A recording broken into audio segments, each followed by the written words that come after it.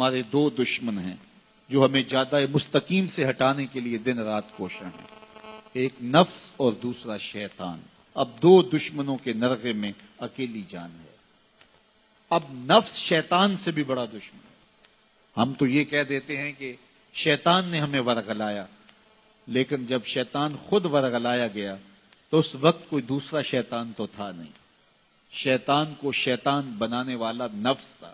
اس نے سر اٹھا کے اندر سے کہا تھا نا، انا خیر منہ، میں بہتر ہوں، خلقتنی من نار وخلقتہ من طین، تو نے آدم کو مٹی سے اور مجھے آگ سے بنایا، آگ افضل ہے، مٹی مفضول ہے، لہذا افضل مفضول کو سجدہ کیسے کرے؟ اس کے نفس نے یہ دلیل تراشی تھی۔ اللہ چاہتا تو اس کی دلیل کے بتی ادھیڑ کے رکھ دیتا، لیکن کوئی جواب نہیں دیا، بلکہ فرمایا میرے دربار سے نکل جا۔ اللہ اکبر۔ تو شیطان کو جو دلیل سکھائی اس کے نفس نے سکھائی۔ تو شیطان اور نفس دو بڑے دشمن ہیں، یہ دونوں ہمارے ساتھ لگے ہوئے۔ لیکن اللہ کا کرم یہ ہوا، اذا جاء رمضان سلسلۃ الشیاطین، جب ماہ سیام آیا شیاطین جکڑ دیے گئے۔ آج یہ مسجدوں کے در کشادہ ہو گئے ہیں، پھاٹک کھل گئے ہیں، لوگوں کا ہجوم یہ شیطان کے بن جانے کی وجہ سے۔ لیکن اس کے باوجود مہنگائی ہے، اس کے باوجود جو ہے وہ ذخیرہ اندوزی ہے، اس کے باوجود نظر کی بدکاریاں ہیں، خیالوں کی آوارگیاں ہیں، کم تولا جا رہا ہے، کم ناپا جا رہا ہے، اور بہت سارے گناہ بھی موجود ہیں۔ تو جب شیطان بند گیا تو یہ گناہ کیوں ہیں؟ تو جواب اس کا یہ ہے کہ نفس موجود ہے۔ شیطان کے بننے کی وجہ سے نیکی کا ماحول پیدا ہوا، نفس کے موجود ہونے کی وجہ سے برائی کا ماحول موجود ہے۔ لیکن ہمارے لیے موقع ہے کہ شیطان بند گیا، نفس کا مقابلہ کر لیں۔ اب نفس کا مقابلہ کیسے کریں گے؟ نفس نتواں کشت الا باسے چیز، بات گوئم یادگیرش اے عزیز۔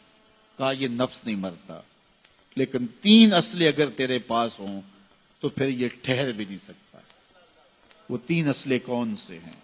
خنجر خاموشی و شمشیر جو، نیزائے تنہائی و ترک ہجو۔ خاموشی کا خنجر، بھوک کی تلوار اور تنہائی کا نیزہ۔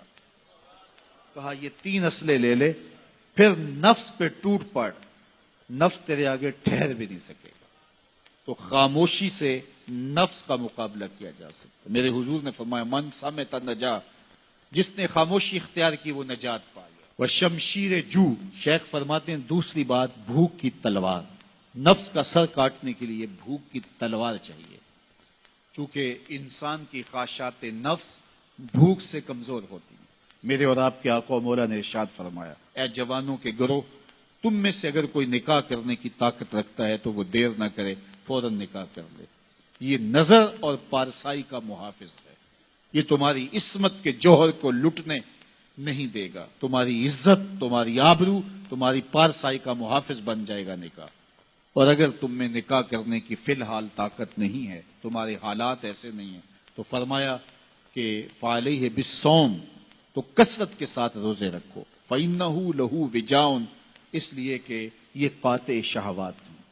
تو بھوک سے نفس کی تہذیب ہوتی ہے، بھوک سے خواہشات نفس مٹتے ہیں، آرزویں کم ہوتی ہیں۔ اس لیے ہمیں بالخصوص جوانی کی عمر کے اندر نوجوانوں کو کثرت کے ساتھ روزے رکھنے کی تلقین کرنی چاہیے، تاکہ وہ اپنی اس عمر کو، اپنی جوانی کو کہیں غلیظ نہ کر بیٹھیں، اور اپنی جوانی کے تقدس کو، عصمت کے جوہر کو کہیں برباد نہ کر بیٹھے۔ یہ سب سے قیمتی سرمایہ ہے کسی شخص کا کہ اس کی عصمت کا جوہر پاکیزہ رہے۔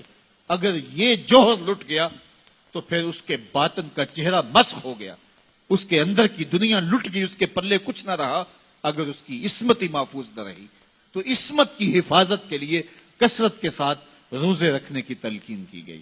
تو کہا کثرت کے ساتھ روزے رکھو، یہ تمہارے لیے قاطع شہوات ہوں گے اور تمہارے نفس کی تہذیب کا ایک مؤثر ذریعہ ہوں گے۔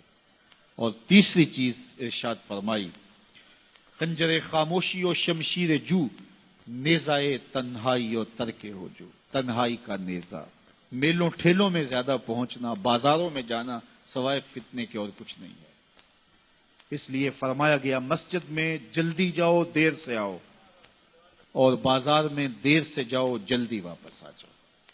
تمہارا دل مسجدوں میں لگنا چاہیے۔